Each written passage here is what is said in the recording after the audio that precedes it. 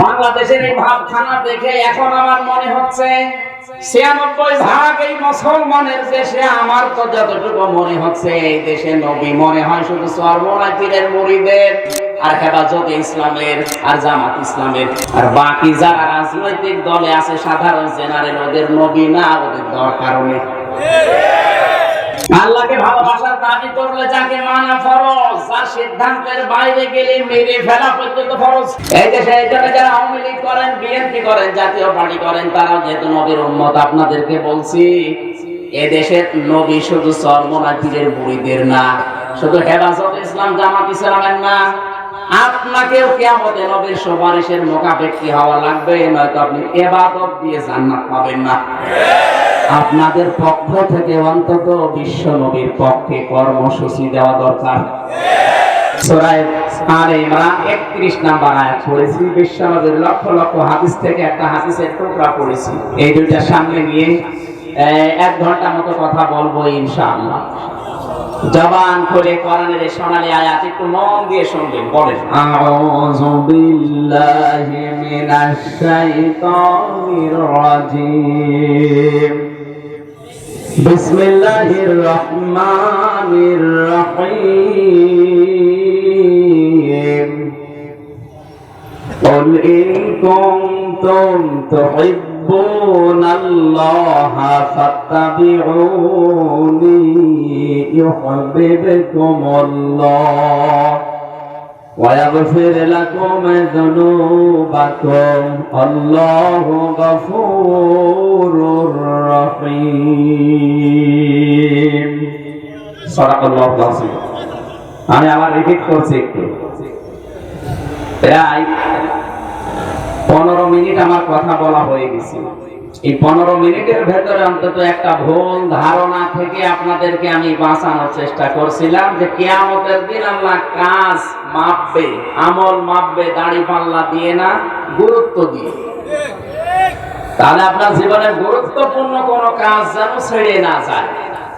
তার ভেতরে আজকে আলোচনা হচ্ছে গুরুত্বপূর্ণ কাজ কয়টা? একটা। কয়টা? সেটা নবী কেন্দ্রিক রিসালাতের যে বিষয়টা, এটা নিয়ে আমরা কথা বলবো। এটা যেন আপনার জীবন থেকে ছুটিয়ে না যায়। তাহলে কিন্তু যতই আমল করেন অমৌলিক, এই যে বললাম মাইক লাইট, এরপরে এই সামিয়ানার নিচে যেগুলো আছে, এই সমস্ত অমৌলিক বিষয় যা করবে, ওইটা নিয়ে যত ফতোয়াবাজি করবেন তত আপনার এই আমলের গুরুত্ব কমবে। আল্লাহ পাক বলেন, নবী আপনি বলুন, ইন কুনতুম তুহিব্বুনাল্লাহা, যদি এই কথা তোমরা বলো যে আল্লাহ তোমাকে ভালোবাসি, এ দাবি আমাদের আছে না? সবাই বলেন, দাবি আমাদের আছে না? যে যেই ধর্মে আছে সে কিন্তু তার দেবতাকে ভালোবাসে। আমরা যারা মুসলিম দাবি করি, আমরা যদি এই দাবি করি যে আল্লাহ তোমাকে ভালোবাসি, আল্লাহ তাআলা বলেন দাঁড়াও, এ কথাটার প্রমাণ আগে দেওয়া লাগবে যে তোমরা আমাকে ভালোবাসো। হে নবী আপনি তাদেরকে জানিয়ে দেন, যদি বলে আল্লাহ তোমাকে ভালোবাসি, তাহলে ফাত্তাবিউনি, তারা যেন আপনার অনুসরণ করে। কি করে? সবাই বলে অনুসরণ কি?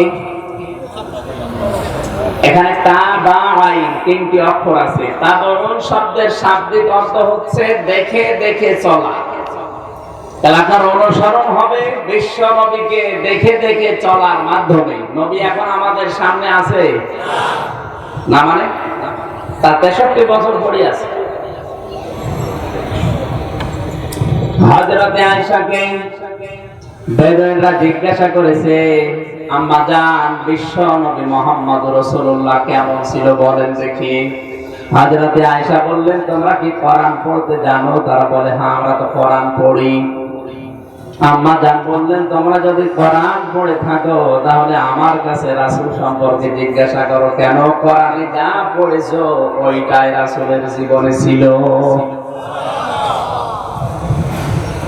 বিশ্ব নবীকে তাহলে অনুসরণ করার অর্থ হচ্ছে কোরআনে কারীমকে অনুসরণ করা। ইত্তাবিউ মা উনজিলা ইলাইকুম মির রাব্বিকুম ওয়ালা তাত্তাবিউ মিন দুনিহি আউলিয়া কলিলাম মা তাযাক্কারুন। সূরা আরাফের 2 নম্বর আয়াতে আল্লাহ বলেন, তোমরা সবাই মিলে অনুসরণ করো তোমাদের প্রভুর পক্ষ থেকে যেটা তোমাদের উপরে নাযিল হয়েছে, তার নাম কি? বলেন বলেন। ওয়ালা তাত্তাবিউ, অনুসরণ করবা না, মিন দুনিহি আউলিয়া, ওলির বহুবচন আউলিয়া। দুনিয়ার কোন ওলির অনুসরণ করার দরকার নেই। এই কথাটা কার? এই কথা এ পর্যন্ত শোনার পরে মনে হচ্ছে আল্লাহ মনে হয় ওলিদের বিরুদ্ধে না, মানে কথাটা বাংলা বলছে। তোমরা সবাই মিলে অনুসরণ করো যেটা তোমাদের প্রভুর পক্ষ থেকে তোমাদের উপরে এসেছে, আর তোমরা অনুসরণ করবা না দুনিয়ার কোন ওলির। ওলির বহুবচন আউলিয়া, এখানে ওলি না আউলিয়া? আউলিয়া। শাব্দিক অর্থ শোনার পরে মনে হচ্ছে আল্লাহ তার ওলিদের বিরুদ্ধে নাকি? অথচ সূরা ইউনূসের 61-62 নাম্বার আয়াতে আছে, আলা ইন্না আউলিয়া আল্লাহি লা খাউফুন আলাইহিম ওয়া লা হুম ইয়াহজানুন। সাবধান বা জেনে রাখো, এই পৃথিবীতে আমি আল্লাহর যারা বন্ধু ওলি, এদের কোনো ভয় নেই, চিন্তাও নেই। তাহলে এই আয়াতের সাথে এই আয়াতের একেবারে পুরো কন্ট্রাডিকশন, মেলে না। অথচ কোরআনে আছে, ওয়ালাউ কানা মিন ইনদি গায়রিল্লাহি লাওয়াজাদু ফীহি ইখতিলাফান কাসীরা। সূরা নিসার 82 নাম্বার আয়াতের শেষের দিকে আছে, আল্লাহ তাআলা বলেন, হে নবী, আমি কোরআন এমন ভাবে নাযিল করেছি যে একটা আয়াতের সাথে আরেকটা আয়াত মিলবে না, এমন বৈপরীত্য আপনি কোরআনে পাবেন না। সুবহানাল্লাহ বলতে পারবেন? তাহলে আমরা প্রথমে শোনার পরে দেখতে পেলাম যে একটার সাথে আরেকটা মিলছে না। তাহলে আল্লাহর কথা একটার সাথে আরেকটা মিলছে না, কোরআন তাহলে ভুল। তাহলে আয়াতের ব্যাখ্যা আপনি কিভাবে করবেন? এক জায়গায় বললেন আমার যারা বন্ধু, যারা ওলি, এদের কোনো ভয় নেই, চিন্তা নেই। আর এখানে বলছে কোন ওলির অনুসরণ করা যাবে না। একজন ওলির নাম দিয়ে অলিজন দিত না, দিয়ে আউলিয়া লাগিয়েছে। কোন ওলির অনুসরণ করার দরকার নেই। কেন দিলেন এটা? আল্লাহ দেখো আলিমুন বিযাতিস সুদূর, মানুষের মনের খবরও জানে, তার কাছে বর্তমান ভবিষ্যৎ, পাস্ট প্রেজেন্ট ফিউচার সবই একরকম। তিনি ভালো করে জানেন পৃথিবীতে এমনও সময় আসবে, এমনও বান্দা বান্দি দুনিয়ায় থাকবে, এমন আবেগওয়ালা মানুষ থাকবে দুনিয়ায়, তারা আমি আল্লাহর চাইতে ওদের আব্বাকে, ওদের অলিকে বড় মনে করবে। আর যেটা সবচাইতে বেশি হচ্ছে আজ বাংলাদেশ, কথা বুঝতেছে? এমনও কিছু মানুষ এই দেশে এখন তৈরি হচ্ছে, ওদের কাছে আল্লাহ চাইতে ওদের আব্বাই বড়। আপনি কোরআনের কথা বলবেন, আল্লাহর কথা বলবেন, মানবে না। ওর বাবার কথা বলবেন, মেনে নেবে। এরকম পীর দেশে নেই? বম মানলে তাদেরকে নড়ানো যায় না। এই ওলির অনুসরণ করা নিষেধ। তাহলে ওলির বিরুদ্ধে আল্লাহ না, যে ওলি আসলে ওলি না, ওলির ভেষ ধরেছে। কারণ যেই জিনিস যত ভালো তার নকল বের হয় তত তাড়াতাড়ি। ওলি তো ভালো জিনিস, কিন্তু তার নাম নেই। আজ যত নকল ওলি চলছে এই দেশে, আসল ওলি এখন খুঁজে পাওয়া যাচ্ছে। ওলি হওয়ার জন্য আল্লাহ সূরা ইউনূসের পরের আয়াতে 2টা গুণ দিয়েছেন, আল্লাযীনা আমানু ওয়া কানু ইয়াত্তাকুন। আমি আল্লাহর যদি কেউ ওলি হতে চাই, বন্ধু হতে চাই, 2টা গুণ তার ভেতরে থাকা লাগবে। 1 নম্বরে সে ব্যক্তি আমি আল্লাহর প্রতি ঈমান আনবে আর আমাকে ভয় করে চলবে। এখন ঈমান কাকে বলে? আমরা অনেকেই মনে করি ঈমান মানে আল্লাহকে দেখা যায় না, আল্লাহ একজন আছে, হয়ে গেল নাকি? এইরকম বিশ্বাস তো আবু জাহেলেরও ছিল যে আল্লাহ একজন আছে। এখন যদি বলেন না ছিল না, কোরআনে আছে, আল্লাহ তাআলা বলেন ওয়ালা ইনসান তাহুম মান খালাকাস সামাওয়াতি ওয়াল আরদা লা ইয়াকুলুনাল্লাহ। ইলা আখিরি আয়াত। তিন জায়গায় আছে কোরআনে আয়াতটা।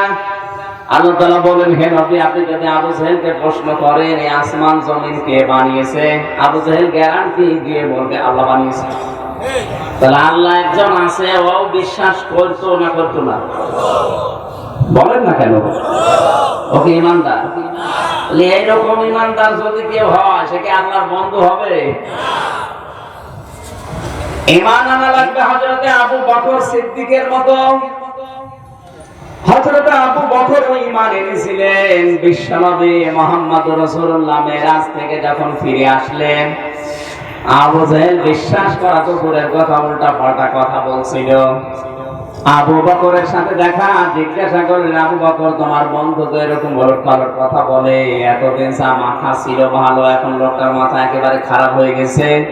সঙ্গে সঙ্গে আবু বকর বললেন, আবু জাহেল এই কথা কি রাসূলুল্লাহ বলেছে? এই মাত্র শুনে আসলাম তিনি এখনো কাবার চত্বরে বসা। নবীজির কাছে এসে বললেন, হে রাসূল, আবু জাহেল আপনার সম্পর্কে কথা আমার কাছে বলেছে, আপনি কি এই কথাগুলো বলেছেন? নবীজি বললেন, তুমি বিশ্বাস করো না? হযরত আবু বকর বলেন, হে রাসূল, সারা জীবন নদীর পানি এদিকে চলছে, আপনি যদি বলেন যে উল্টা এখন এদিকে চলা আরম্ভ হয়েছে, আমি এক সেকেন্ডও দেরি করব না বিশ্বাস করতে। এটা তো শুধুমাত্র আমার মুখের কথা। তাও দেখা যায় যে নদীর স্রোত এদিকে চলছে, হঠাৎ উল্টো দিকে উল্টা দিকে চলতে আরম্ভ করেছে। আপনার মুখের কথা শুনে আমি এত বড় বড় জিনিস বিশ্বাস করেছি। আল্লাহকে দেখা যায় না, শুধু শুনি আমি বিশ্বাস করেছি। কিয়ামতের ময়দানে এরকম কঠিন আযাব হবে আমি দেখি নাই, শুধু শুনে বিশ্বাস করেছি। কবরের ভেতরে আযাব হবে আমি দেখি নাই, শুধু শুনে বিশ্বাস করেছি। এত বড় বড় কথা যদি আমি বিশ্বাস করতে পারি, এ কথা বিশ্বাস করব না কোন কারণে? অবশ্যই আপনার মেরাজ সত্য হয়েছে।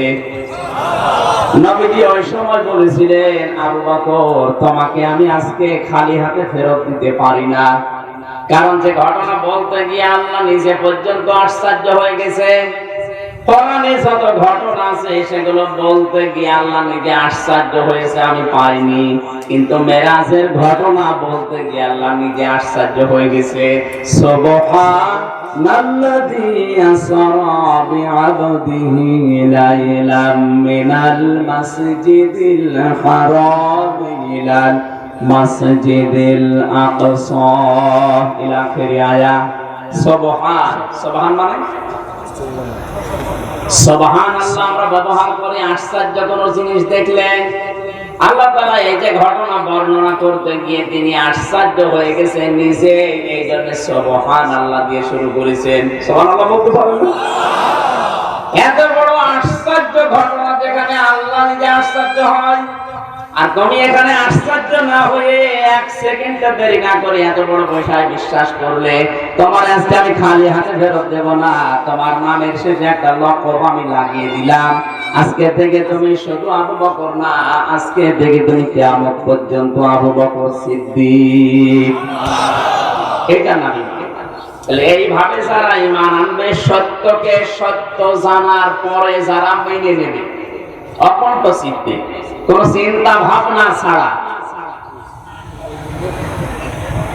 তা আমাদের ভেতর ওই টেন্ডেন্সি এখনো আসে নাই। চোখে আঙ্গুল দিয়ে দেখিয়ে দিলেও বিশ্বাস করতে চায় না। আর সত্যকে সত্য জানার পরে যে মানুষগুলো মানতে চায় না, বিশ্বাস করে না, ওরা হয় ইহুদি অথবা খ্রিস্টান। মামুন ভাই কিন্তু ওই টাচ দিয়েছিলেন, উনি হয়তো সময় না পাওয়ার কারণে বিস্তারিত বলেন নাই। আপনি প্রতিদিন 5 ওয়াক্ত নামাজে শুধু শুধু ফরজ নামাজও যদি পড়েন, তাও 17 রাকাত ফরজ নামাজ পড়া লাগে। কত? এই 17 রাকাতে আপনাকে বলা লাগছে গায়রিল মাগদুবি আলাইহিম ওয়ালাদ-দাল্লিন। হে আল্লাহ, তুমি তাদের ধ্বংস করো, তুমি তাদের পথে আমাদেরকে দিও না যারা মাগদুব এবং দাল্লিন। এক নম্বরে তোমার অভিসম্পাদ যারা পেয়েছে আর যারা পথভ্রষ্ট হয়ে গেছে। পৃথিবীর সবাই জানে এই পৃথিবীতে পথভ্রষ্ট জাতি দুইটা, একটা ইহুদি আর একটা খ্রিস্টান। ইহুদি আর খ্রিস্টানরা পথভ্রষ্ট, আল্লাহর লানত প্রাপ্ত। কারণ কি? তারা তো আসমানি কিতাব পেয়েছে, তারা নবী পেয়েছে, আর জাতি হিসাবে তারা তামাম দুনিয়াতে একেবারে কম না। সারা পৃথিবীতে সবচাইতে বেশি মানুষ বাস করে খ্রিস্টান ধর্মে। কোন ধর্মে? তারপরে মুসলিম, 3 নম্বরে আছে বৌদ্ধ, এরপরে আছে ইহুদি। ইহুদি মাত্র 1,30,00,000, অথচ তারা আজ দুনিয়া চালাচ্ছে। হিন্দু আছে না? আমি এখানে যে তথ্যটা জানাতে চাই, আপনি নিজে বরদোয়া দিচ্ছেন, তাও 17 বার যদি শুধু ফরজ নামাজ পড়ে থাকেন যে আল্লাহ তুমি তাদের পথে দিও না। ইহুদি আর খ্রিস্টানদের পরে বরদোয়া আল্লাহ দিয়েছে। 1 নাম্বার কারণ হচ্ছে তারা সত্যকে সত্য জানতো, কিন্তু হিংসার বশবর্তী হয়ে অহংকার করে মানত না। ওদের তাওরাতে, ওদের ইনজিলে আমাদের নবীর পরিচয় লেখা ছিল, কিন্তু হিংসা করে অহংকার করে মানত না যে আল্লাহ নবী পাঠিয়েছে। মুসলমানদের ভেতরে আমরা মানি না, আমাদের খ্রিস্টান ধর্মে, ইহুদি ধর্মে নবী পাঠায়নি, এই জন্য নবী মানি না। ও কিন্তু জানতো সত্য না। বলে সূরা বাকারা ফাতিহার শেষ শিক্ষা হচ্ছে সত্যকে সত্য জানার পরে যারা মানে না, কি করে? অহংকার করে আর হিংসা করে। এরা হয় ইহুদি অথবা খ্রিস্টান। ওরা তো এই কাজ করে। যদি ইহুদি আর খ্রিস্টান হয়, আপনিও সত্যকে সত্য জানার পরে যদি মেনে নিতে না চান, আপনি ওই রকম একটা কিছু। এই কথা বলেন না কেন? তাহলে নিজের বরদোয়ায় আপনি নিজে পড়ে যাচ্ছেন না? তাহলে আজকে থেকে আর নামাজ পড়ার দরকার নেই, কারণ ও দোয়া এসে আমারই ঘাড়ে লাগছে। তাহলে নামাজ যদি পড়তে চান, তাহলে বরদোয়া যেন আপনার ভেতরে আবার না আসে। তাহলে ঈমান যে মানুষগুলো আনবে আল্লাহর প্রতি, 2 নম্বরে ওয়াকানু ইয়াত্তাকুন, যারা তাকওয়া অর্জন করবে। তাকওয়া কি? তাকওয়ার ব্যাখ্যা হচ্ছে এরকম বড় জিহ্বা গায়ে থাকবে, বড় বড় দাড়ি থাকবে, পাগড়ি একটা মাথায় থাকবে, হাতে একটা তসবিহ থাকবে, দুনিয়ার কোনো খেয়াল করবে না, শুধু আল্লাহ আল্লাহ নিয়ে ব্যস্ত আছে। এই লোকটা বুজুর্গ তাকওয়াবান নাকি? তাকওয়ার 27টা ব্যাখ্যা আমি পেয়েছি। তাকওয়ার 1 নাম্বার ব্যাখ্যা হচ্ছে আল্লাহর নিষিদ্ধ কাজগুলো জানার পরে ঘৃণা ভরে ছেড়ে দেওয়ার নাম হচ্ছে তাকওয়া। না, কথা না বুঝে বলবেন। আল্লাহর নিষিদ্ধ কাজগুলো ঘৃণা ভরে ছেড়ে দেওয়ার নাম, শুধু ছেড়ে দেওয়ার নাম হচ্ছে খাউফ। আর ঘৃণা করে ছেড়ে দেওয়ার নাম কি বলেন? তাহলে এই পরীক্ষাটা যদি এখন কেউ দিতে না পারে, ওকে আল্লাহর বন্ধু এখনো হতে পেরেছে? পরীক্ষাটা আগে দিয়ে নি। মোবাইল যাদের আছে, অনেকের মোবাইলে হয়তো উলঙ্গ নাচ আছে, শাবনূরের নাকি এসব নেই?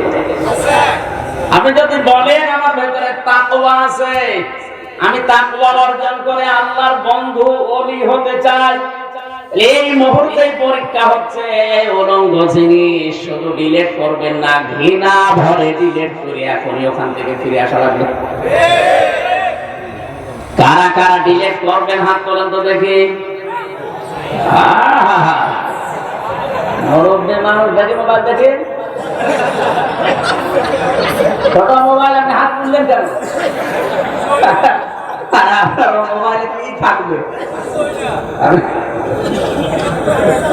কি আশ্চর্য, 70-80 বছর বয়স এখন যদি শাবনূর দেখে, যৌবন বয়সে কি করিস?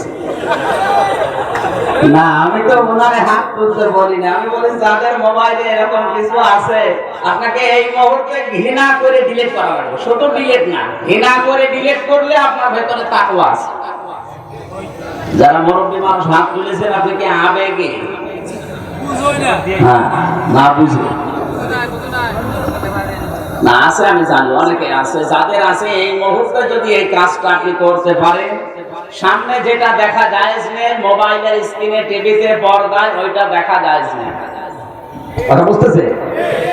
তাহলে যেটা সামনে আপনি দেখতে পারেন না, মোবাইলেও দেখতে পারবেন না, ওটা যদি থাকে এই মুহূর্তে ঘৃণা করে ডিলিট করে দিন। দেখি আজকের ওয়াজ কাজে লাগে কি। আমরা যদি অলি হতে চাই, এই যে অলিকে নিষেধ করলেন আল্লাহ, এইরকম অলি যারা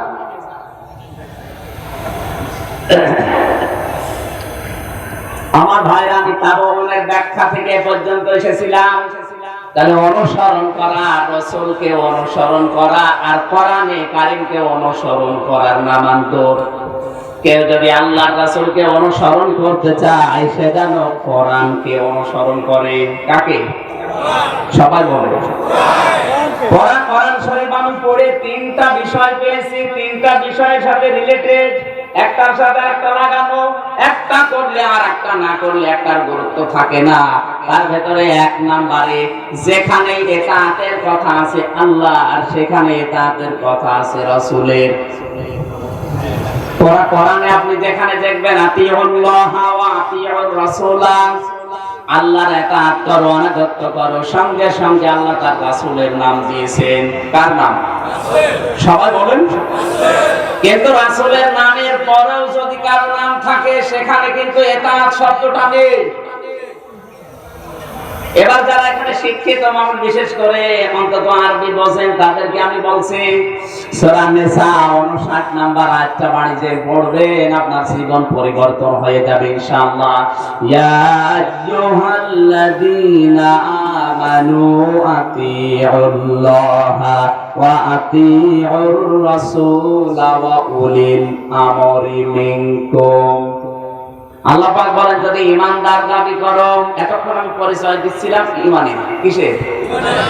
ঈমানদার যদি দাবি করো আবু বকর সিদ্দিকের মতো যে আমিও ঈমানদার, তাকে বলছি আমি আল্লাহর আনুগত্য করো, আমার রাসূলের আনুগত্য করো, আর তোমাদের ভেতরে যারা নেতা আছে তাদেরকে আনুগত্য করো, মেনে নাও। তাহলে আল্লাহর হুকুম মানা যেমন ফরজ, আর রাসূলের হুকুম মানাও ফরজ, নেতার হুকুম মানাও। এই কথা বলতে দেবেন? আমি বানাচ্ছি নাকি?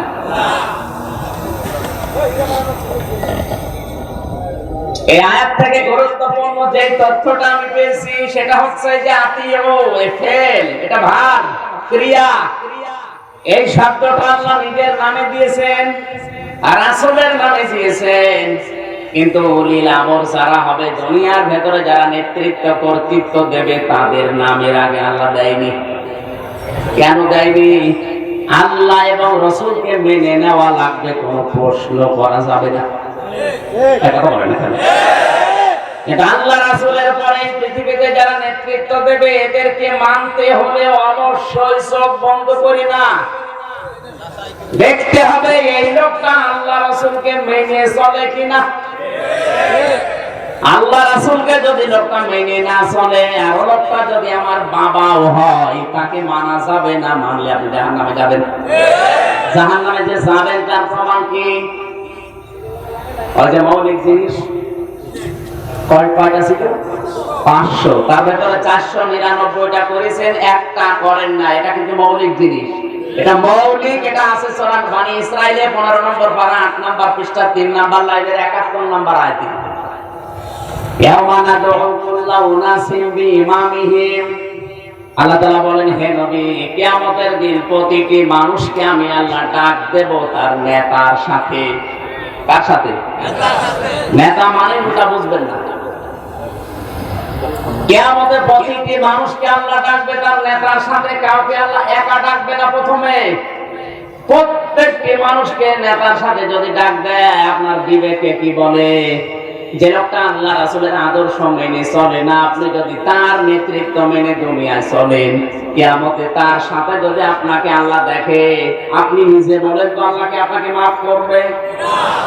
এই জিনা মানে এখন যদি বলেন জিনা, তো ধরা খাবেন আপনি। এখনই বলছেন যে জিনা, তাহলে ধরা খাবেন না। এরপর যদি আপনার হুঁশ না ফেরে, এতে কবে ফিরবে? এই জন্য আল্লাহ আতিউ শব্দটা কিন্তু দেখবেন পুরা কোরআনে, যেখানে আল্লাহ নিজের নাম দিয়েছেন আতিউ দিয়েছেন, রাসূলের নাম দিয়েছেন আতিউ দিয়েছেন, পরে আর যাদের নাম আছে সে যেই হোক, তার নামে আর আতিউ নেই। আমি হয়তো কথা বোঝাতে পেরেছি।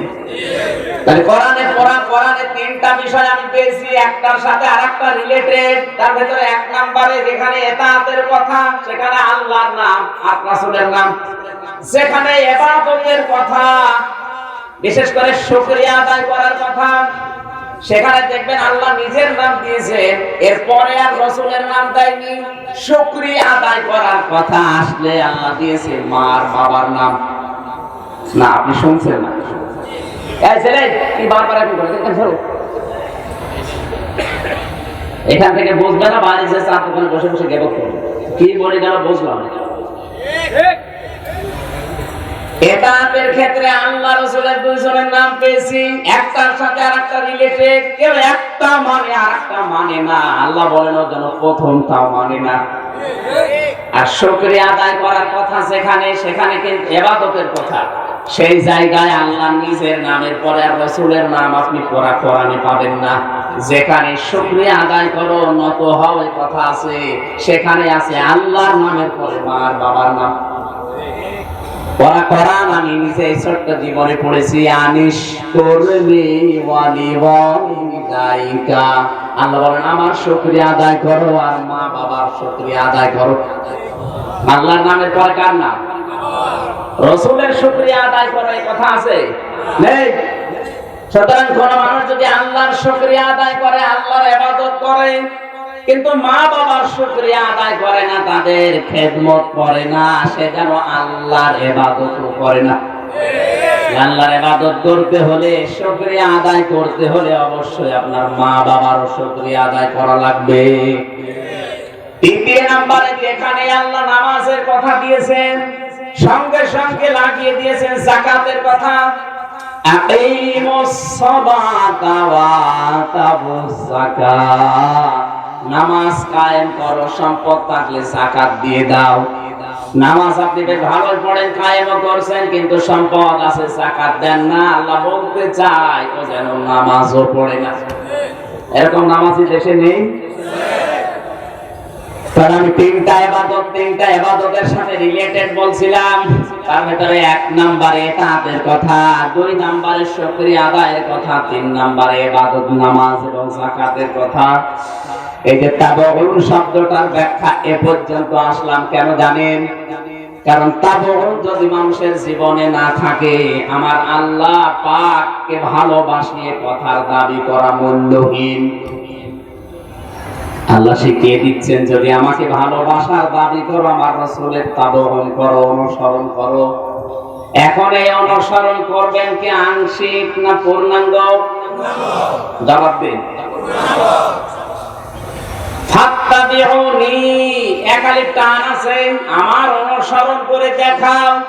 এখন আমার যে অনুসরণ করবা, এটা কিন্তু আংশিক না, এটা পূর্ণাঙ্গ হওয়া লাগবে।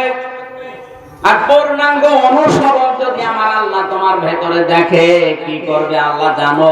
ইউহিব্বুকুমুল্লাহ, আল্লাহ নিজে তোমাকে ভালোবাসা আরম্ভ করবে। না তোমাকে আল্লাহ ভালোবাসা আরম্ভ করেছে? আপনি মাদ্রাসায় পড়েছেন, দেখেছেন শব্দটা, দেখেছেন? ইউহিব্বুকুমুল্লাহ পাস্ট দেয়নি আল্লাহ, মাজি দেয়নি, অতীতের শব্দ না, এটা মাঝ মোজারে, বর্তমান ভবিষ্যৎ, প্রেজেন্ট ফিউচার। কোন মানুষ যদি রাসূলুল্লাহকে অনুসরণ আরম্ভ করে, আল্লাহ তাকে ভালোবাসা শুরু করবে। আর এই অনুসরণ কিন্তু আংশিক না, আংশিক না পূর্ণাঙ্গ?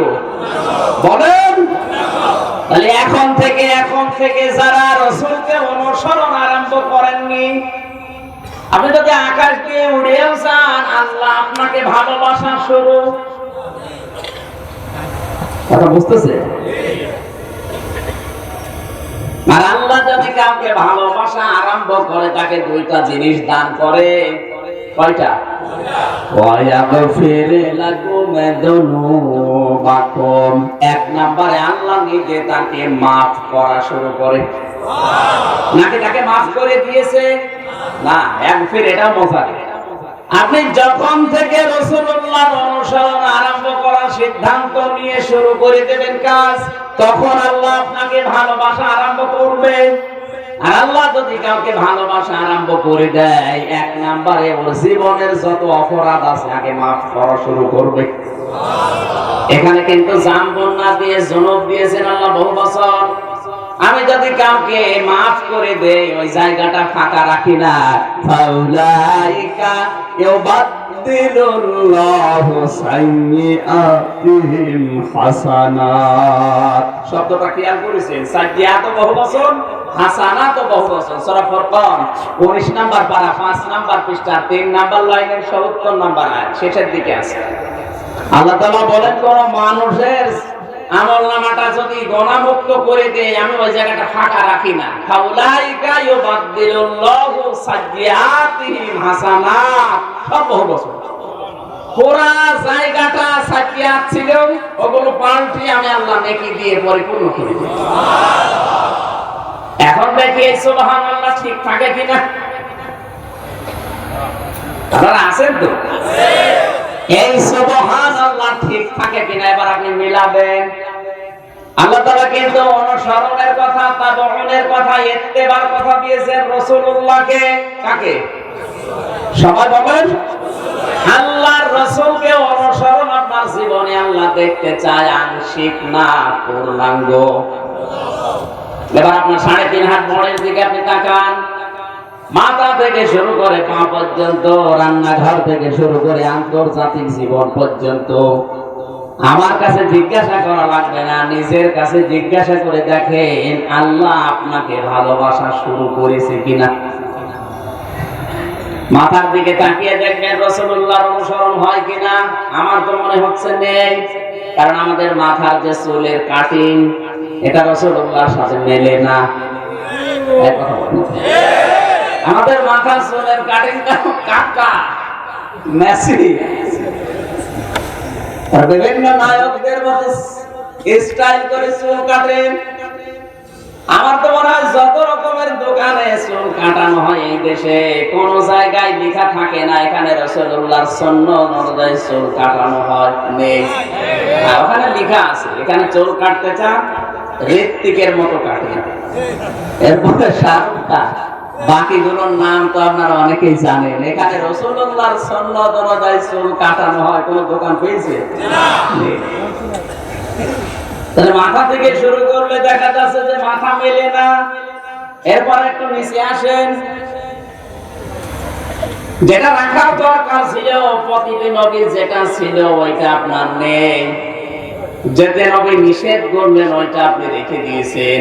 খালিফুল মুশরিকিনা আউফুল্লুহা ওয়াকশারিব। আল্লাহর নবী বলেন আমার উম্মত যারা দাবি করবে ওরা দাড়িকে ছেড়ে দেবে আর মোচকে খাটো করবে।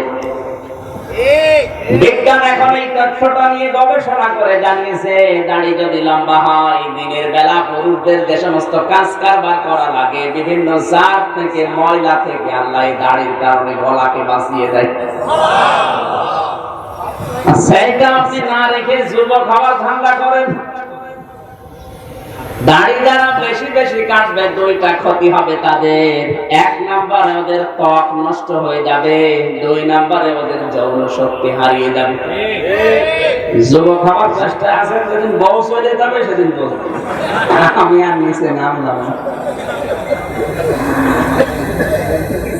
তাহলে এই দুজনের কথা বলছি না, রাখে রাখুক না রাখে না রাখুক, আশা করছি রাখবে যেহেতু মুসলমানের সন্তান তো রাখবে। এটা আমার আদেশ হলে আমি বলতাম না, এই আদেশ সরাসরি রাসূলুল্লাহ। কার? নবীজির আদেশ মানা কিন্তু ফরজ। নবীর আদেশ মানা কি? দাড়ি না হলে আর কি করে, আমার মতো 4-5টা উঠে আছে। আসলে আমাদের বংশে এর সাথে বড় দাড়ি আর নেই, এইটাই বড় দাড়ি মনে হয়।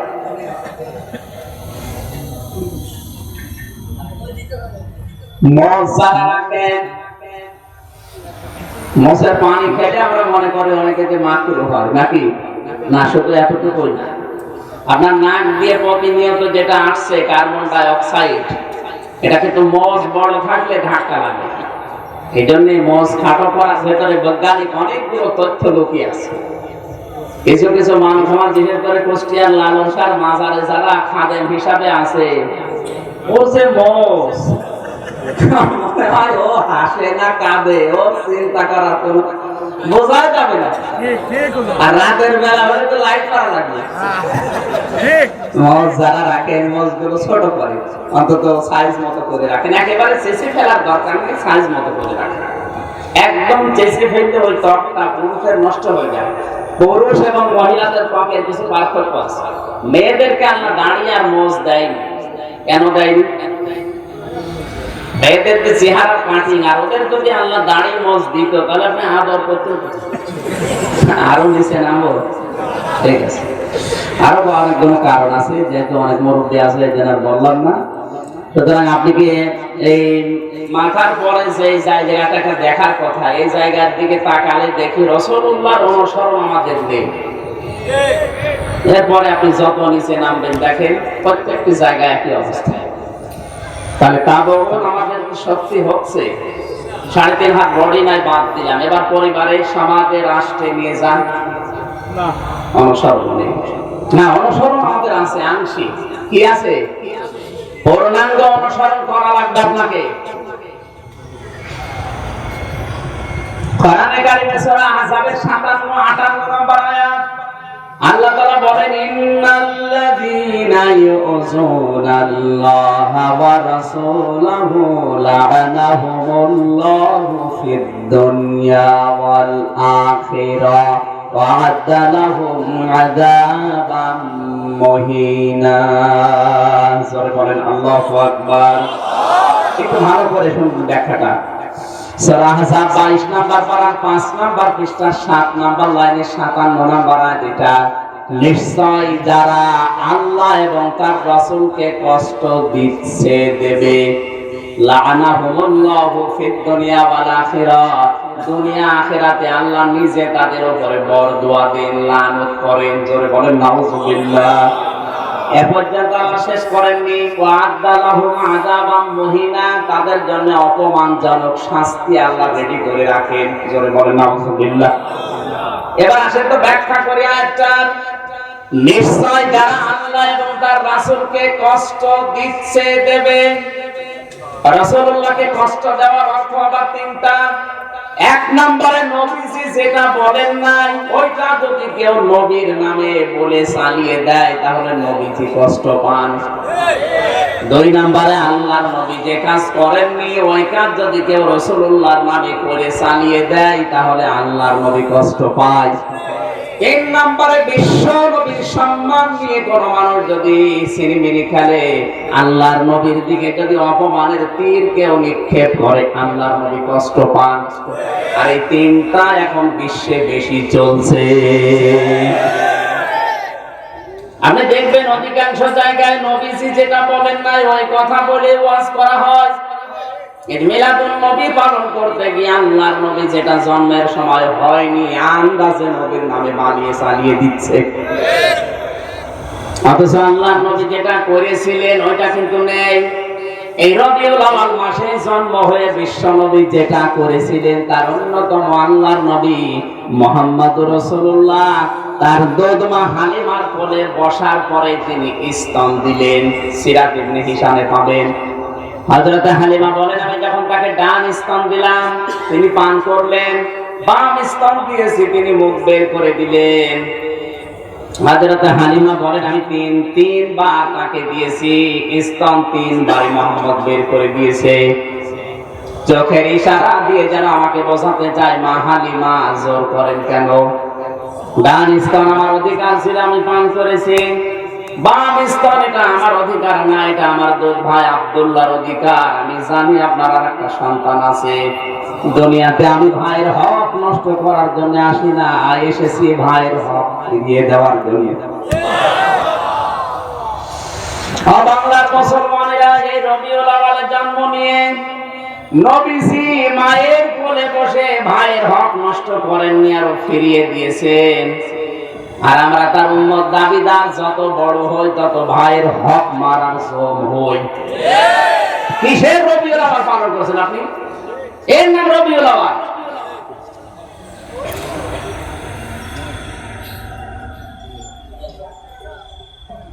সুতরাং নবীজি যেটা করেননি ওই কাজ যদি কেউ করে নবীর নাম দিয়ে, নবীজি কষ্ট পায়।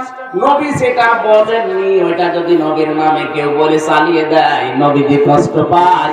3 নম্বরে বিশ্ব নবীর দিকে কেউ যদি তীর নিক্ষেপ করে, সে যে ধর্মের তীর হোক, বদরের ময়দানে, উহুদের ময়দানে নবীর দিকে তীর নিক্ষেপ করেছিল কাফেররা।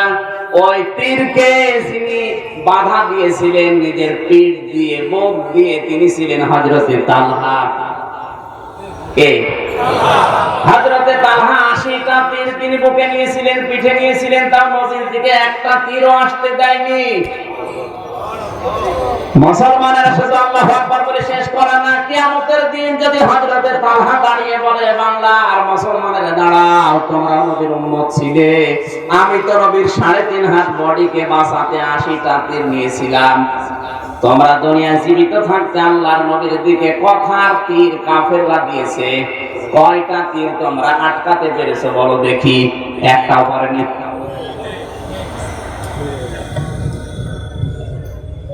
বাংলাদেশের এই ভাবখানা দেখে এখন আমার মনে হচ্ছে 96% এই মুসলমানের দেশে, আমার তো যতটুকু মনে হচ্ছে এই দেশে নবী মনে হয় শুধু চরমোনাই পীরের মুরিদের আর হেফাজতে ইসলামের আর জামাত ইসলামের, আর বাকি যারা রাজনৈতিক দলে আছে সাধারণ জেনারেল, ওদের নবী না, ওদের দরকার নেই।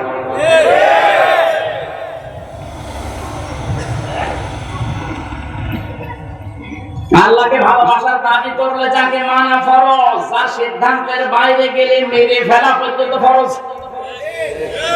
হযরতে ওমরের জামানায় বিশ্ব নবীর শুধু রায় মানে না, একটা মুসলমান নামধারী মুনাফিক তাকে হত্যা পর্যন্ত করে ফেলেছে। কথা বলেন না? এই দেশে যারা আওয়ামী লীগ করেন, বিএনপি করেন, জাতীয় পার্টি করেন, তারাও যেহেতু নবীর উম্মত, আপনাদেরকে বলছি এদেশের নবী শুধু চরমোনাই পীরের মুরিদের না, শুধু হেফাজতে ইসলাম জামাত ইসলামের না, আপনাকেও কিয়ামতে নবীর সুপারিশের মুখাপেক্ষী হওয়া লাগবে, নয়তো আপনি ইবাদত দিয়ে জান্নাত পাবেন না। আপনাদের পক্ষ থেকে অন্তত বিশ্ব নবীর পক্ষে কর্মসূচি দেওয়া দরকার। তো দেখি না, এই 8-10 দিন হয়ে গেল, কোন কর্মসূচি তো দেন না। আপনার বাবাকে গালি দিলে যদি এমন কিছু করে ফেলেন, বিশ্ব নবীকে যা করেছে এটা মুখে দেখানোর মতো না। তালহা কিন্তু আপনার বিরুদ্ধে কিয়ামতের দিন আমার বিরুদ্ধে মামলা দিয়ে বসে আছে, যে আমি নিজে যদি 80টা তীর ঠেকাতে পারি, তোমরা বেঁচে থাকতে নবীর দিকে কত কথার তীর এসেছে, কত বিষাক্ত তীরগুলো এসেছে। কই এই পৃথিবীতে যে কোনো মানুষের সাথে যদি আপনি বেয়াদবি করেন, ওটা শুধুমাত্র বেয়াদবি হবে, কিন্তু বিশ্ব নবীর সাথে কেউ যদি বেয়াদবি করে, এরকম আচরণ যদি কেউ করে, ওটা বেয়াদবি না, ওটা কুফরি হয়ে যায়। সুতরাং ফ্রান্সের এই লোকটা যা করেছে এটা পুরা কুফরি। এটা কি? এই জায়গায় কোন দল মত ব্যক্তি নেই। এখানে আওয়ামী লীগ, বিএনপি, জাতীয় পার্টি, জামাত, চরমোনাই বলেন, কিয়ামতের দিন যদি আপনি নিজেকে বাঁচাতে চান, যে আমি নবীর সুপারিশ চাই, অবশ্যই বিশ্ব নবীর পক্ষে আপনাকে কিছু করা লাগবে। এইটার ভেতরে যদি কেউ ডান হাত ঢোকাটা খবর। আমি তাবনের ব্যাখ্যায় ফিরে যাচ্ছি। রাসূলুল্লাহকে অনুসরণ করা লাগবে কি আংশিক না পূর্ণাঙ্গ? বলেন। যারা আংশিক করবে আর যারা পূর্ণাঙ্গ করবে তাদের ফলাফল তাকান। এই পৃথিবীতে আমরা অনেকের জীবনী পড়েছি, যেটা আব্দুল্লাহ ইবনে উবাই, এই লোকটা রাসূলুল্লাহকে অনুসরণ করেছিল কিন্তু আংশিক।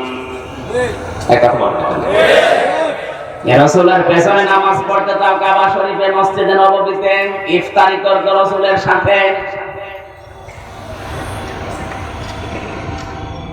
রোজা রেখেছে রাসূলের সাথে, নামাজ পড়েছে রাসূলের সাথে, ওর দাড়ি, টুপি, পাগড়ি, জুব্বা সব ছিল রাসূলুল্লাহর মতো, কিন্তু রাজনৈতিক জীবনে আল্লাহর নবীর আদর্শ মানে নাই। ওর আদর্শ ছিল আবু জেহেল। এর অনুসরণ কি পূর্ণাঙ্গ হয়েছিল না আংশিক? বলেন। পুরা জীবন আমি পড়ে একটা ভুল পেয়েছি। রাজনৈতিক জীবনে উহুদের ময়দানে যাওয়ার সময় নবীজির পেছন দিক থেকে 300 সাহাবী নিয়ে ভেগে গিয়েছিল। একটা দর্শক জীবনে ছিল। আর পুরা জীবনে অনুসরণ এত বেশি মন দিয়ে করেছে। মসজিদে নববীতে একদিন বিশ্ব নবী বললেন, আল্লাহর কাছে দুইটা নাম খুব প্রিয়, একটা আব্দুল্লাহ আর একটা আব্দুর রহমান। ও পেছন দিক থেকে উঠে চলে গেছে বাড়িতে। নিজের বাবার নাম পাল্টিয়ে দিয়েছে আব্দুল্লাহ, ছেলের নাম দিয়েছে আব্দুল্লাহ, নাতি ছেলের নাম দিয়েছে আব্দুল্লাহ, নিজের নামও পাল্টিয়ে দিয়েছে আব্দুল্লাহ। রাসূলুল্লাহকে ভালোবাসতো, অনুসরণ করতো কম না বেশি? অনেক বেশি। কিন্তু অনুসরণ ছিল পূর্ণাঙ্গ না আংশিক। এজন্য মারা যাওয়ার পরে ওর ছেলে আব্দুল্লাহ এসে যখন বলতেছে, হে রাসূল, আমার বাবা মারা গেছে, নবীজির সঙ্গে সঙ্গে দাঁড়িয়ে গেলেন, নিজের চাদরটা দিয়ে দিলেন, বলেন এটা কাফন বানাও। আল্লাহর নবী 22 জন সাহাবী নিয়ে বললেন, চলো আমি জানাজা পড়তে যাব। একজন মানুষ ওঠে না, দাঁড়ায়ও না। তিনি রাসূলুল্লাহ চাদর তিনি ধরলেন। নবীজি বললেন, ওমর আমারে জামা বা চাদর ছেড়ে দাও। মহান আল্লাহ আমারে এখনো নিষেধ করে নাই, আমি জানাজা পড়বো। চলে গেলেন, জানাজায় কাতার সোজা হয়ে গেছে। বিশ্ব নবী ইমামতি করার জন্য আল্লাহু আকবার বলবেন, জিবরাইল ফেরেশতা কানের কাছে এসে বলেন, ইস্তাগফির লাহুম আও লা তাস্তাগফির লাহুম ইন তাস্তাগফির লাহুম ৭০ মাররাতান। সূরা তাওবা 10 নাম্বার পারা 19 নাম্বার পৃষ্ঠার প্রথম নাম্বার লাইনের 80 নাম্বার আয়াতের প্রথম অংশে আছে। নাকি আরো দলিল দেওয়া লাগবে? আল্লাহ তাআলা বলেন, হে নবী, আপনি যদি এর জন্য মাফ চান আর মাফ না চান সমান হবে। অর্থ ঠিক আছে? না না, ঠিক না। এখানে আলেম যারা বসে আছে ঘুমাচ্ছে, তা আমি তো ভুল বললাম, আপনি তো ভুল ধরে দেবেন। আল্লাহ তাআলা বলেন, হে নবী, আপনি এর জন্য মাফ চান আর না চান সমান হবে। ঠিক আছে? না, ঠিক নেই। ইস্তাগফির লাহুম হোম 1 বছর না 2 বছর? এটা যদি শুধু আব্দুল্লাহ ইবনে উবাইয়ের জন্য নাযিল হতো, তাহলে আয়াত আল্লাহর কসম এখানে বলতাম না। এই হোম দিয়ে আমরা জামিলা ক্ষমা চান আর না চান কাকে বলছে? রাসূলুল্লাহকে। কাকে? এমনকি এর জন্য যদি আপনি ৭০ বার ক্ষমা চান, আল্লাহ ক্ষমা করবে না। ফিজিলালিল কোরআনে তাফসিরে কুতুব সাইয়্যিদ কুতুব লিখেছেন, মাররাতান পর্যন্ত নাযিল করার পরে জিবরাইল থেমে গেছে, আর কথা বলে না। নবীজি বলেন, আল্লাহ পাক যখন ৭০ বার ক্ষমা চাইলে ক্ষমা করবে না বলেছে, আমি এই লোকটার জন্য দরকার হয় ৭১ বার ক্ষমা চাবো। আল্লাহ যেহেতু ৭০ বারের কথা দিয়েছে, আমি ৭১ বার ক্ষমা চাবো। কোন নবী বলছে যে নবী জীবনে কোনোদিন হাত তোলা লাগে নাই, মনের ভেতরে কামনা আসলে কবুল হয়ে গেছে? এত বড় পাওয়ার আল্লাহ তাকে দিয়েছিলেন, এখান থেকে শুধু আঙ্গুল ইশারা দিয়েছে, চাঁদ পর্যন্ত 2 টুকরা হয়ে গেছে। আল্লাহ তার নামে দিয়েছেন সারে। তিনি শরীয়ত প্রণেতা। হা বললে হালাল, না বললে হারাম। এত বড় পাওয়ার ছিল তার। দুনিয়া থেকে যদি পা তুলতেন আরো সে চলে যেত। আর এই নবী ৭০ বার না বলছে, আমি ৭১ বার ক্ষমা চাবো। আল্লাহ পর ৭১ বারের কথা বলে নাই। সঙ্গে সঙ্গে জিবরাইল পরবর্তী অংশটুকু নাযিল করে দিলেন, ফালাইয়াগফিরাল্লাহু লাহুম। জমির দিয়েছে বহু বছর। হে নবী, শুধু এর জন্য না, এরকম ধরনের যত মানুষ দুনিয়া থেকে বিদায় নেবে, এদের জন্য যদি আপনি ৭০ ৭১ না, কিয়ামত পর্যন্ত ক্ষমা চান। এখানে এক ফিরের আগে লান আছে, এর আগে ফা আছে। মজারের আগে লান আসলে অর্থ হয় কোশ্চেন কালে হবে না। গ্যারান্টি দিয়ে বলছে কে? যিনি দোয়া কবুল করবেন, তিনি যদি বলেন এর জন্য ৭১ বার না, কিয়ামত পর্যন্ত আপনি নবী দোয়া করলেও কবুল হবে না। সেখানে আমির হামজার কোন সিন আছে? কার ভরসায় বসে আছেন আপনি? এই লোকটার অনুসরণ ছিল না তা না, ছিল, কিন্তু কি এক কথা বলেন না কেন? আজও যদি আমাদের অনুসরণ এরকম আংশিক হয়, আর আমার জন্য যদি পুরা গাজীপুরের হুজুরা মিলে দোয়া করে, কবুল হয়ে তো বসে আছে। যেহেতু এখানে আল্লাহ কানা দিয়ে হোম দিয়েছে, এই জায়গায় তো ঝামেলা। খুব গুরুত্বপূর্ণ কথা বলছি, ভালো করে খেয়াল করে মিলা। আপনার কবরে কেউ যাবে না, আপনাকে যাওয়া হবে। এতটুকু বলে যদি আল্লাহ বক্তব্য বন্ধ করে দিতেন, তারপরও আল্লাহর কসম করে বলছে আমি এত পড়তাম না। এর 3টা আয়াত পরে কথা আরো কঠিন।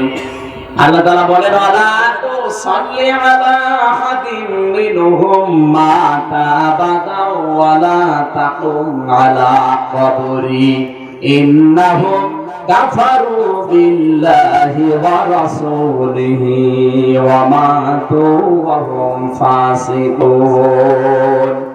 হে নবীর জানাজা তো দূরের কথা, এর কবরের পাশে আপনি দাঁড়াবেন না। এর না এদের ওয়ালা তুসাল্লি আলা আহাদিন মিনহুম, জমির বহুবচন। তাহলে এইরকম চরিত্রের মানুষ দুনিয়া থেকে যারা বিদায় নেবে, এদের জন্য যদি আপনি নামাজ পড়া দূরের কথা, ওর কবরের পাশ দিয়েও আপনি যাবেন না। আর এরকম টাটকা মুনাফিক বাংলাদেশে মরে যায়, কবর জিয়ারতের জন্য ভিড় জমে যায়। এগুলো সব ভুয়া, সব সিটারি বাটপানি ছাড়া কিচ্ছু না। এগুলো বন্ধ করা দরকার। আপনি বেকার ধোঁকা দিয়ে বোকা বানিয়ে লোকটাকে আরো জাহান্নামে পাঠাচ্ছে। আগে যদি সতর্ক করে দিতেন যে এই করলে কিন্তু আপনার খবর আছে, নবীর জামানায় লোকটা ক্ষমা পায়নি। অন্তত সময় থাকতে পরিবর্তন হওয়ার চেষ্টা করতো। আর আপনি যা করে দিচ্ছেন ওইভাবেই যাওয়ার জন্য প্রস্তুতি নিচ্ছে। কথা বলেন ঠিক কিনা? এজন্য আমাদের অনুসরণ করা দরকার আংশিক না পূর্ণাঙ্গ? পূর্ণাঙ্গ অনুসরণ দরকার। পূর্ণাঙ্গ অনুসরণ যদি কেউ করেন, আল্লাহ তাআলা বলেন ইউহিব্বুকুমুল্লাহ, আমি আল্লাহ নিজে তাকে ভালোবাসা আরম্ভ করেছি না করব? বলেন। আল্লাহ যদি কাউকে ভালোবাসা আরম্ভ করে, তার নিদর্শন হচ্ছে 7টা। কয়টা? না, আপনারা কষ্ট পেয়ে যাচ্ছেন বেশি। এই যে ওঠাউঠি করছে কারা? শেষ করে দেবো? অন্তত পয়েন্টগুলো শোনেন। 1 নম্বরে কোরআনে কারীম জানিয়েছে কাউকে যদি আল্লাহ ভালোবাসে, তার নিদর্শন হচ্ছে অন্যতম এই, আল্লাহ পাক তাকে সাধারণ ভাবে মরণ দেবে না, তাকে মরণ দিলে শাহাদতের মরণ দিয়ে ধন্য করবে। এটা তথ্যটা আছে সূরা আলে ইমরান 4 নাম্বার পারা 8 নাম্বার পৃষ্ঠা, না 6 নাম্বার পৃষ্ঠা 14 নাম্বার লাইনের 140 নাম্বার আয়াতে ওয়ালিয়া'লামাল্লাহুল্লাযীনা আমানু ওয়া ইয়াত্তাখিযা মিনকুম শুহাদা আল্লাহু লা ইউহিব্বুয যালিমিন। আল্লাহ পাক বলেন আমার যার ঈমান আর আমল পছন্দ হয়, ঈমান এবং অ্যাক্টিভিটিস, তার কাজ কারবার, তার প্র্যাকটিক্যাল লাইফটা আমি আল্লাহর ভালো লাগে, ওকে আমি সাধারণ ভাবে মরণ দেই না, ওকে আমি আল্লাহ শাহাদাতের মরণ দিয়ে ধন্য করি। কারণ কি? কারণ হচ্ছে ইনি যদি এখন মারা যায় ঈমান নিয়ে, কি নিয়ে? উনি যদি ঈমান নিয়ে মারা যায়, কবরে যাবে, ঘুমিয়ে পড়বে, এই শেষ, আর কিছু নেই। না, আর কিছু নেই। আচ্ছা, মানে আপনি বেশি বলছেন। উনি ঈমান নিয়ে মারা যেতে পারে, কবরে দেবে, ঘুমিয়ে পড়বে, এতটুকু শেষ। ফেরেশতারা বলবে ঘুমান, ঘুমিয়ে যাবে। কিয়ামতে যখন সিংহায় ফুৎকার দেবে তখন জানবে। এর মাঝখানে আর কিচ্ছু নেই। কিন্তু যদি শাহাদাতের মরণ পায়, ঘুমাবে না। আল্লাহ তাআলা বলেন বাল আহইয়াউন ইনদা রাব্বিহিম ইরযাকুন, 2 জায়গায় কোরআনে আছে, সূরা আলে ইমরান, সূরা বাকারা। যারা আমি আল্লাহর জন্য জীবন দিয়ে শাহাদাতের মরণ পাবে, এই মানুষগুলো ঘুমাবে না, এরা জিন্দা থাকবে। আর শুধু জিন্দাই না, এরা আমি আল্লাহর কাছে রিজিক পাবে। গাজীপুরবাসী ঘুমিয়ে থাকলে খাওয়া লাগে, বলো না কেন? খাওয়া লাগে কি থাকলে? তাহলে উনি কবরে যাওয়ার পরে ঘুমিয়ে পড়বে না, উনি জেগে থাকবে এবং আল্লাহ নিজে ওনাকে খাওয়াবে। আরে শাহাদাতের মরণ যাকে তাকে আল্লাহ দেবে, যার ঈমান এবং আমল আল্লাহর কাছে ভালো লাগবে, আল্লাহকে ভালোবাসবে যারা, আল্লাহ আল্লাহ ভালো যাদেরকে বাঁচবে, দ্বিতীয় নম্বর তাদের পুরস্কারে পৃথিবীর পরিবেশ যত কঠিন হোক আল্লাহ তার বিধানের উপরে তাকে ইস্তেকামত রাখবে। বাদশা এটা চেপে রাখা ইতিহাস এই বইয়ের ভেতর থেকে বলছে, চেপে রাখা ইতিহাস, এই ইতিহাসটা এখন ব্র্যান্ড করে দিয়েছে। বইটা দেখে দু একটা গোপনে যদি থাকে দেখবেন, সম্রাট শাহজাহান রহমতুল্লাহ আলাইহি প্রথম জীবনের দিকে তিনি কিন্তু এরকম ভালো মানুষ ছিলেন না। জুলুম অত্যাচার নির্যাতন করতেন প্রজাদের উপরে। পরবর্তীতে সাইয়েদ আহমেদ শরীফ রহমতুল্লাহ আলাইহির সাহচর্যে এসে কোরআন হাদিস শিখে মন পরিবর্তন করে তিনি এত বেশি আল্লাহ ভক্ত হয়েছিলেন, তার স্ত্রীকে পর্যন্ত তিনি আল্লাহওয়ালা বানিয়ে ফেলেছিলেন। নূরজাহানকে